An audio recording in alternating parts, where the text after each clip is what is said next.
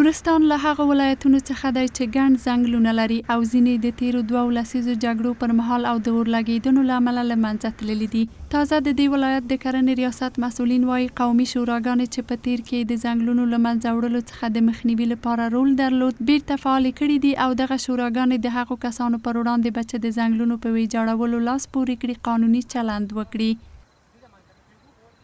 منګه په ولسوالیوکې کې د ولسوال په رهبرۍ کې د ځنګل د ساتنې لپاره منګه کمیټې لرو او شوراګانې په ټولو په مرکز په ولسوالیوکې کې د ولس نه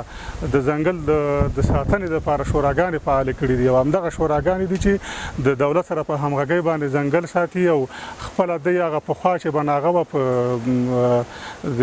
چې کله به یو ځنګل به بوټي به وهونه یو غابه ناغه ته غسله هغه ناغه موږ بیا را ژوندې کړل او خلک ان شاء الله تر ډیره حد پورې د ځنګل د وهنې مخنیول شوی.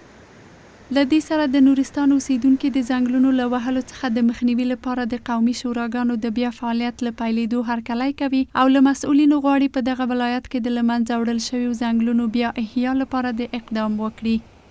هر څوک چې ځنګل وایي موږ دلته یو بزن هغه ته اخلو او یو څنګه ماتول هېڅوک جرات نه لري. دلته زمونږ د قومي تړی دی ځنګل ښه په صورت سره موږ ساتلی دی انشاءالله آینده هم ساتو. څوک چې یو څنګه اسمات کړي د خاښې د دې مطلب 100 روپۍ موږ ناغه دي او چا چې یو مطلب ونه کټ که هغه 15 روپۍ یا هغه په یوازې یو مال اخلو. دا د پخوانه راغلی خو دا ټول ځنګلات نښترې دي دا جلغوزي دي که څه شی د ټول زمونږ د قومي حساب باندې د کلي په ګډون د ټولو شورا په مشرۍ دا ساتل شوي. بعضې نامني وختو کې او بعضې اورلګېدنې لامله دا ځنګلونه کله کله تخریب شي